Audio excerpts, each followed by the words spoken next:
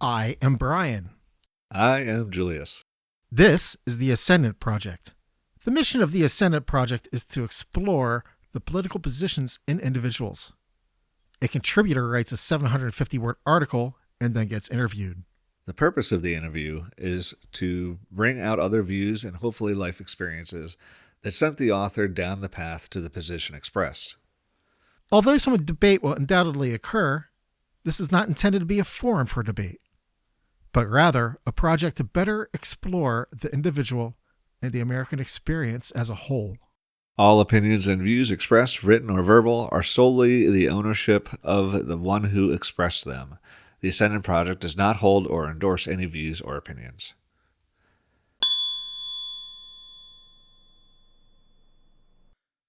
All right, welcome everyone to the special Wednesday edition dealing with the Charlie Kirk assassination. We don't normally do too many Wednesday inserts, usually only for what we feel are big important events. I think the last one we did was for Zelensky's press conference where he was Was it that one or for No Kings? No I Kings. think Yeah, we did this one for may No only be the Kings. third. Yeah, Yeah. yeah. Yeah. So, But certainly an event worth talking about. Something that impacts a lot of people for sure. yep.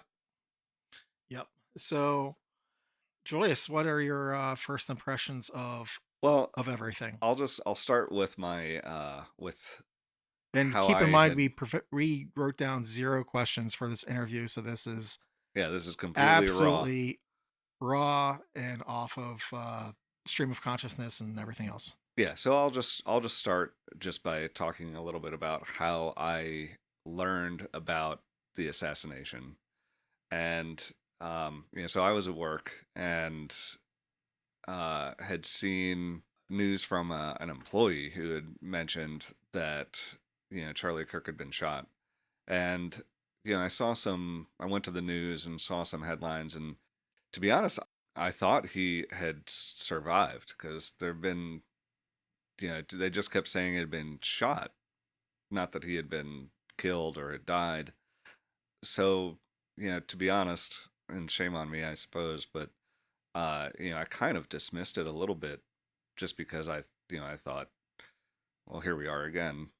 But wasn't until I got out of work and then you had texted me actually about the essay we're about to record an episode for, and you had mentioned that he had died, and Yeah.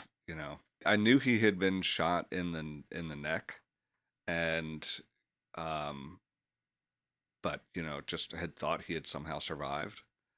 Uh, but then just like thinking about what those final moments must have been like, just Well, really, what are the final moments anytime anybody dies? I mean, unless oh, you're getting absolutely, shot in the brain, I mean, I would think that the lack of oxygen to your brain would just, I don't know if that gives you euphoria or if it get like with carbon monoxide poisoning, or does it give you, or is it very painful, like the worst headache you've ever had in your entire life? Well, or the last headache you'll have in your entire life. right? And I don't know that much about the science of death and dying, unfortunately, but not to be completely morbid, but I would argue from the victim standpoint, JFK probably got off better than Charlie Kirk. Yeah, yeah, possibly, yeah. Yeah, I mean, it's terrible to think, but yeah. I mean, I mean it's it's just the fact that it's like as you learn more and more, you just um think about how truly tragic it is, right? And his two daughters, very young daughters, were and his wife were right in front of him. Um, you know, yeah, I've seen some pretty terrible things. Um, just in my career, just seen plenty of life's horrors, but and I think there was maybe a time when I had a sort of morbid curiosity, but I knew immediately that I this was not something I would ever want to see. Um, but it's all over the internet, unfortunately. Yeah, and you can't really ever erase it.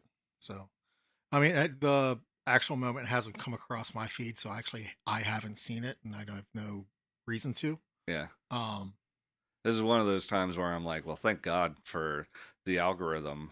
And, yeah, I think all the like, cats in my feed saved me. right. Well, I've seen a lot of comments on it. Uh-huh. People saying on both sides. One person would say, well, he was so divisive. But at the whole time they're saying that he's divisive, they're being so divisive and even violent in the way they're talking. And isn't killing somebody being divisive? Mm-hmm. Oh, How 100%. can one side accuse the other side of being, just because of the stand they're taking on things, or being so terrible, and then they do something so much worse? And also, I don't think I introduced this episode quite right. Um, so my mom, Susan Smyers, is joining us for this discussion. Um, okay, well, since it's my professional podcast, should I call you Susan or should I call you Mom? Or Mrs. Smyers. Mrs. Smyers. Oh, jeez. No, just call me Mom. All right. Mom. Anyway, so how did you find out about it? Um, Actually, I found it on my feed saying, I think it was a comment you had made about Charlie Kirk, and I thought, and I really didn't know that much about Charlie Kirk. Yeah, actually, neither oddly did I. enough. only- And so of course, as soon as I see something that you put on there like that I know nothing about, the first thing I do is Google it, and I start saying, what the heck's he talking about? And I thought, a person like that does not deserve, well, not that anybody Not that deserves anybody, it, right. but my goodness, he was just, this is freedom of speech. This is a country where you can have your own opinions. And 100%. So for me, I'm like, I have a lot of conservative friends on Facebook, especially from college, and especially also from my high school years. And they're all completely upset. And then I have other parts of my feed that, like, for instance, the other 98% is a Facebook group that's very, very, very far left, and they're just being like pretty mean about the whole thing. And whereas, yeah, but the Christian left is taking a much higher road about it, which I'm really impressed with. But I mean, it's just like, I think there's a lot of processing going on, because my thoughts on Charlie Kirk, although I never listened to his show and I never watched him in action, my hunch is that he is the right's AOC. He kind of represented the future of the Republican Party. I think that there may be some merit to that. Yeah, mhm. I could see that.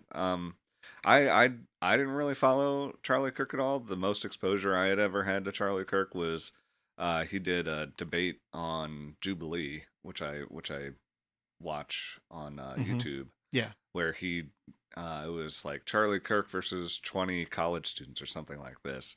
And if you're not familiar with the format, it's not like a free for all. It's very organized debate, but people definitely do are very passionate. But anyway, that was the most I had seen of Charlie Kirk, and I think there was definitely a resonance between his stance and his platform and the youth, especially college youth, I think. And so yeah, I could absolutely see that being the case, that he was kind of the I don't know what you want to call it, the thing to kind of like galvanize and Yeah. motivate. And I also feel like he filled the vacuum Rush Limbaugh left.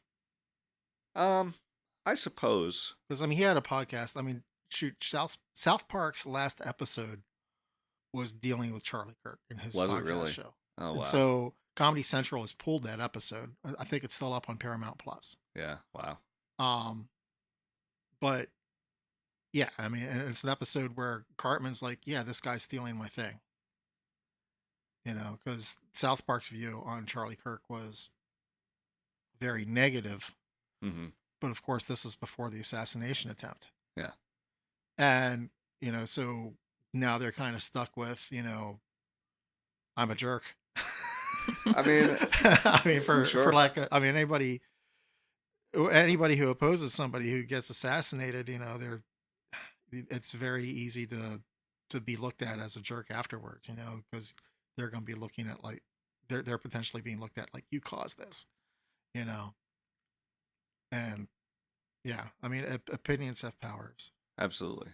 Yeah. Well, you were seeing him interview people in a debate Mhm. situation, something very formal. And the ones that I saw, he was just kind of standing on campus Yeah. and Yeah, he did a lot of randomly, those campus randomly, experiences. Yeah. and that's what really impressed me. I mean, he had an answer, a logical answer that made sense to Yeah. everything that they said. Yeah. And how can you argue with something like that? He made the other side look like they just didn't know what they were talking about. Hmm. And Yeah. Which I admire and I also despise at the same time, and there's a reason why I despise it, and it's because just because you come up with an answer quickly and you can say it concisely doesn't mean it's the right answer. A lot of times, I mean, I've done sound editing on all of us, getting out a lot of ums and ahs and everything else, and it makes us sound a lot smarter. So it's very interesting. It's always been a reminder for me that just people don't necessarily speak well and they aren't quick on their feet doesn't mean they are dumber than the person who is. And because there's so much wisdom and so much knowledge that's buried in processing, and people might not be trained, I mean, to be able to talk like that, well, like I they do on wasn't so TV. much impressed by the quickness Uh-huh. as the content. Oh, okay. What he was saying, it was Yeah. just, I mean, a lot of wisdom. It was just things that I never could have, things that I would have thought, things that I agree with. Right. But he was just so able to articulate all of that so easily. Yeah. Yeah. Oh. Yeah. No, he was very articulate, very well versed in all of the issues. And I think he really benefited from being on campuses and having to respond to so many different arguments. Yeah, I mean, I don't know that there's much more to say about it than that, really. But you know, I think like the things I do find kind of disappointing as I look at and we I guess we should also say that the alleged assassin was captured yesterday. Yes. So, a lot of the things I see, I'm so disappointed in the people who are, trying to quote Charlie Kirk. And, Charlie Kirk had once said, it's worth it to have a few gun deaths every year so that we can have the Second Amendment. Have you guys Yeah. seen this? Yeah. I feel like that's just so. I don't It's want pretty to. I don't want callous. to. It is really callous. But it's just not. I don't know. It's just people say like callous things like that all the time, and unfortunately, it's on the internet forever. Yeah. Mhm. Um, And I always feel like right now, I mean, there needs to be a discussion about Charlie Kirk's content and everything he put out because I'm not familiar with it, so I can't really I'm I not really going wasn't to really honestly until judge him in death for right. when I knew nothing about him in life. Yeah. But I do think that, you know, when time passes, like maybe we could do an episode sometime next year about his content. And we could probably have an episode, I mean, like on the Assassin's Bullet shell casings had the words like anti-fascist and stuff like that on there. Yeah. Um, or had anti-fascist etchings on there, I should say. So, we probably need an episode on what exactly is fascism. And try to define it down because that's a word that just gets thrown around so much. Yeah. And it really needs a definition, kind of like the word woke does. Yeah. I mean, my impression of the word woke is that once people started saying the word woke, they stopped saying the word politically correct. Hmm. It just went away. Nobody says politically correct anymore. They Right. just say woke. Right. Um, Or the thing I'd also heard was like the tolerant left or whatever. like it's a I've sin to heard be that. tolerant. Right.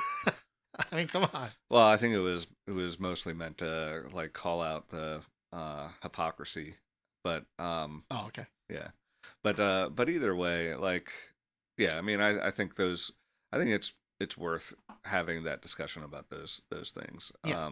But I also thought it was, 9/11 was the next day, and I mean, Yes. 9/11 is still a day. I think I'm sure you guys would agree, but like it's still a day that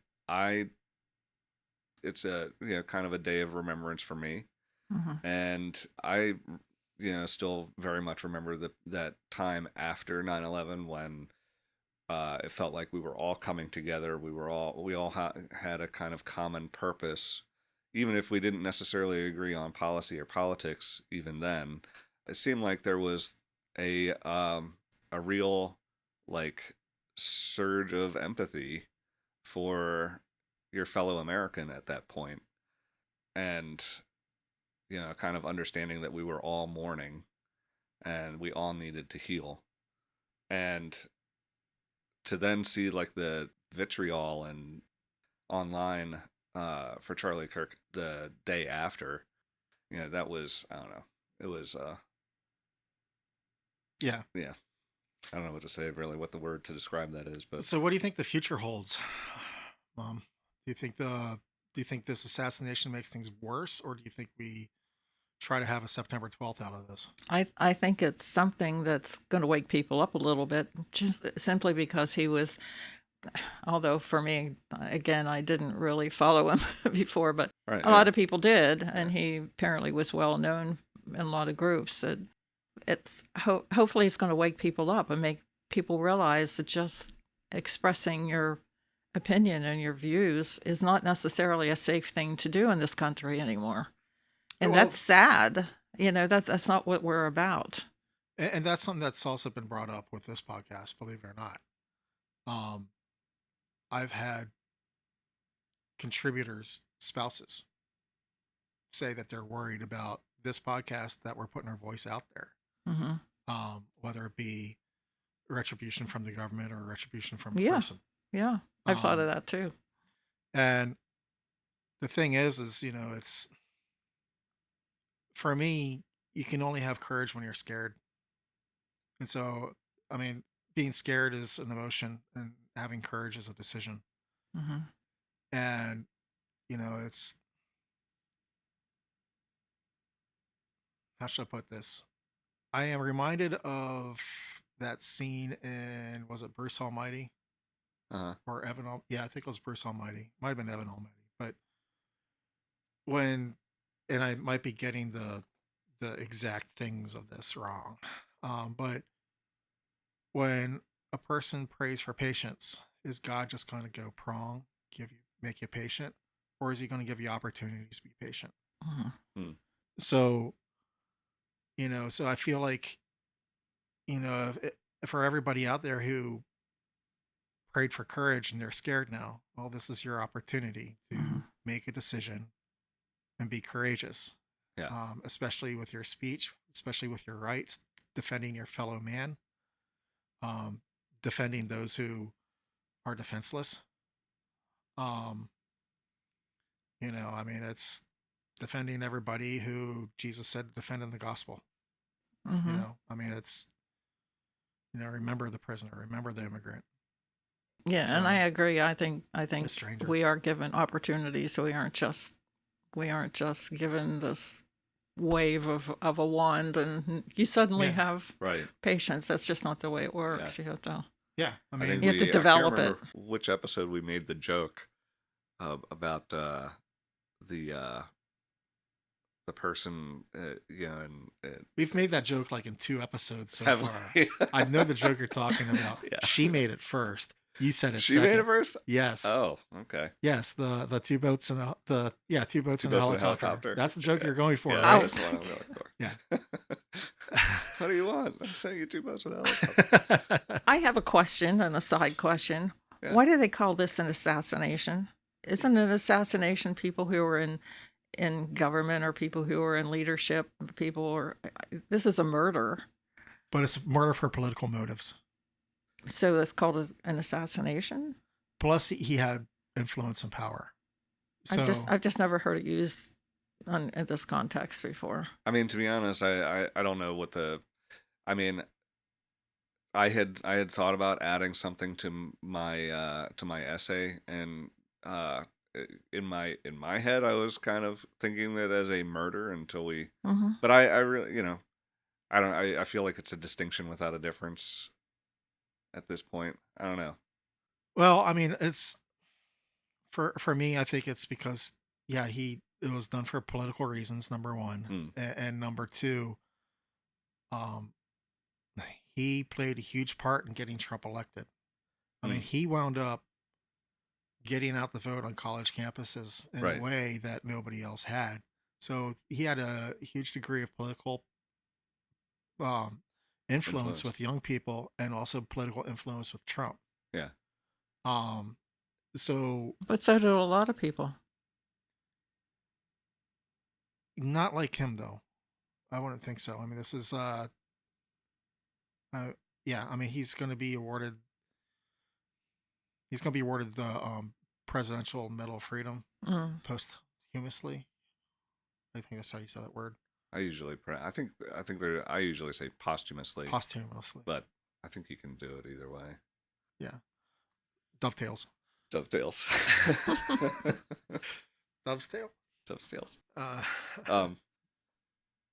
Yeah, I mean, there is certainly the case to be made that he had a lot of like political influence. He wasn't a politician, but I think we're still flying the flags at half staff. mm-hmm. I don't know. To me, like for me at least, that particular detail seems kind of like, I don't know.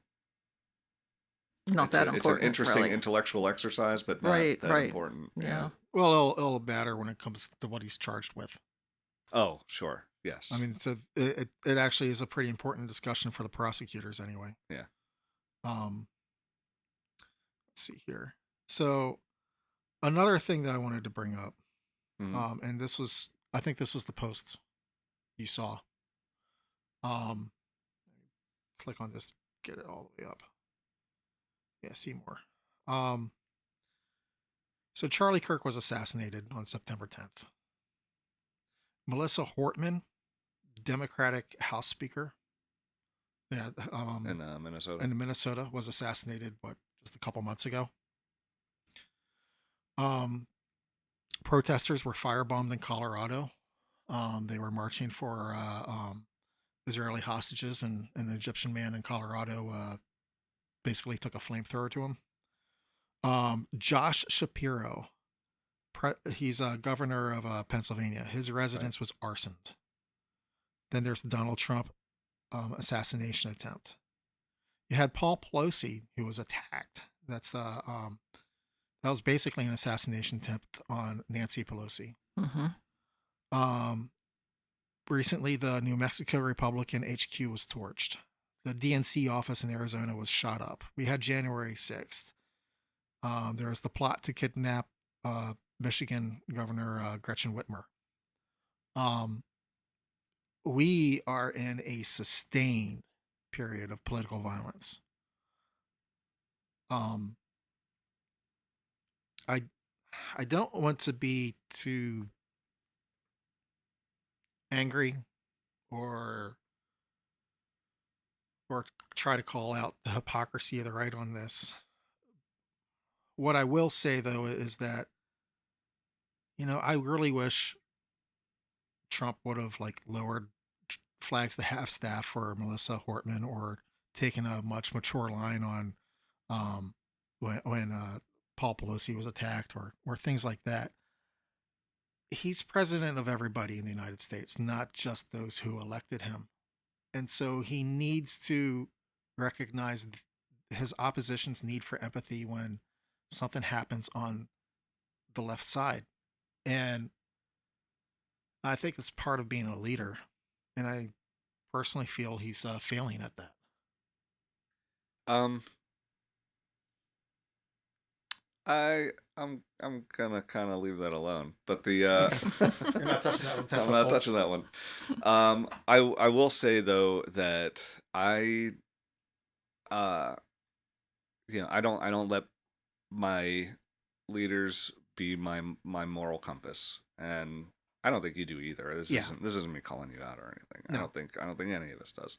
But I think the temptation is to try to you know draw that try to find that pattern, and try to make the claim that it's affecting one side significantly more than the other. I feel that like that same kind of anger, frustration, you know, the the same as you, but I feel like if all I care about is trying to move forward, like how what am I going to do to try and make make the situation better? Oh yeah. And um and unfortunately that will mean in many cases that the grievances of the past will just have to be forgiven.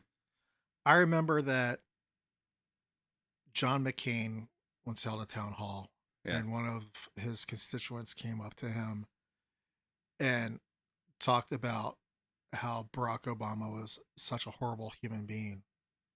And Oh, I McCain remember stood this. up for Obama Yeah, yeah, I remember that. and said, no, he's a decent man. He's a good man. He's a patriot. He's not, yeah. Right. And he took a lot of slack for that. Oh man, he did. But He definitely didn't do the thing you're supposed to do when you're a politician, and take the opportunity to get the hit in. yeah, Yeah, no. I mean, if John McCain took a more divisive route, he might have won the election. he might have. But he took the high road and yeah. I mean, there's so many good people on the right side of the aisle. And they get demonized. That's why they're so hard to get on the show. But, I want to bring out what's best in people. Yeah. And the only reason why I brought up what I said before was because if anybody is really interested in moving forward and trying to heal this country, you gotta have empathy for the other side of the aisle. Yeah. You can't just be selling victimhood. Mm-hmm. So that's my opinion. Well, I think in order to have the empathy, you need to be able to divide that person in half. There's the political side and there's the personal side. Yeah. And John McCain could still disagree with the political side, but he still had respect for the personal side. But Yeah. that's not what I'm not seeing. I'm not seeing that today. And the problem with that is that's an example. The president sets an example for young people and how you deal with people. And if he can't separate that and have respect for people, even though he doesn't agree with them, young people aren't going to learn to do that either. Yeah. Right. And I think that's the danger in that. Yeah. Yeah. I will say, I don't know if we're like getting close to wrapping up, but Probably should. I will say one kind of silver lining for me. So my youngest daughter, we had she's definitely been going through some stuff for a while, and we've been going through it with her. We're all learning and growing, but it had like the video of the assassination had come up in her feed, and unfortunately on some of these platforms, like videos just autoplay. So she saw it, and she was like horribly traumatized, like just crying, bawling, and she's settled down now. We're on day 3, but it's definitely like it's something that she'll just suddenly start thinking about it. The same way other people who have been traumatized have sometimes. And but we're finally kind of at a point where we can talk about it, and she was saying she had talked about how her I guess they're going to be doing like a thing in October or something where everyone wears a red shirt in remembrance. And she said she didn't really, she never agreed with the things he said, but she's thinking about wearing a red shirt just to kind of show solidarity, Right. which I take a certain amount of pride in. I would love to say that that she got everything from me, but the truth is she's 15, she's out in the world, she's learning from everybody now. But yeah, it's like a straight person wearing a pride shirt. Just because you right, aren't that person doesn't mean you can't support them. right, exactly. So I take some well just pride, just like raw pride, in knowing that maybe this next generation of kids will grow up to be a little bit better than we are. But Yeah. What are your thoughts? Your final thoughts? Well, as I was listening to you, I keep thinking of Facebook and that automatic thing, and I think that's what influences a lot of people. It's everybody's violent, divisive, mean rhetoric about other people on the other side, and I just worry about the young people. I just do, because they're on Facebook, they're listening to all this stuff, and they think that's the way to deal with everybody. Just shoot them if you don't like them. It's really the easy way out. Yeah, absolutely, yeah. And that's what they're learning. Yeah, I mean, and they grew up with school shootings and everything else. So. What about you, sir? I think I gave my final thought. What are yours? All right. First I think it's I find it admirable that he was able to basically build a movement, especially with young people, because historically speaking, young people are very hard to motivate politically, and so he was able to cut through that. And so I feel that's a very big positive thing that he's done, and I hope somebody on the left can do that. Oddly enough, I feel my thoughts are also going towards Rush Limbaugh. I've mentioned on the show before that I used to listen to him like in the early '90s. In fact, I saved the house from flooding one time because I skipped classic at FCC and was listening to Rush Limbaugh when I heard the water hose snap behind the washing machine. I mean, so it was a very good thing that I skipped class. Minor that miracles, day. yeah. But I always looked up to Rush because of, I loved radio and I loved media. And I loved being able to, talk about society and things, even then when I was on the right side of the aisle. And to a certain extent, everybody who has a podcast follows in Rush Limbaugh's footsteps to a certain extent. And he I think he went had basically, like I said earlier, I think he was the hair to that microphone. And so I'm thinking about that. And I look at my last thing is that I look at the outpouring for Charlie Kirk. I would love to have that impact. Yeah. I would love to be able to change the world on that level.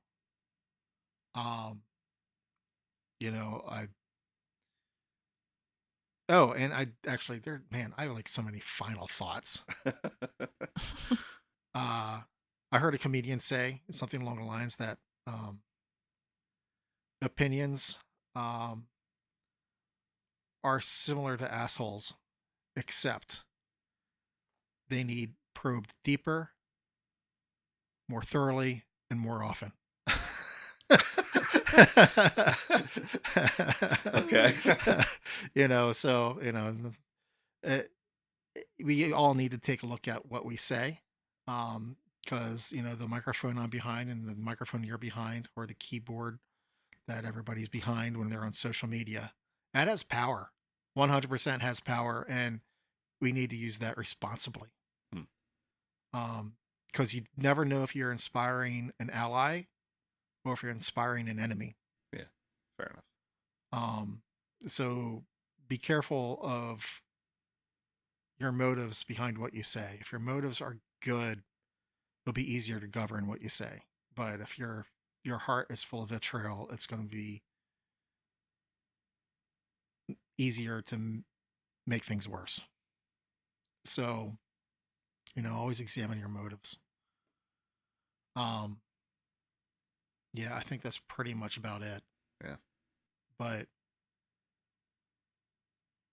I just want to say that I have respect for everybody on the right, even if I don't agree with them. Yeah. And I hope they respect me, even though they don't agree with me. Hear, hear. Mm-hmm. All right. Okay. That's it. All right. So that's our Wednesday insert for Charlie Kirk.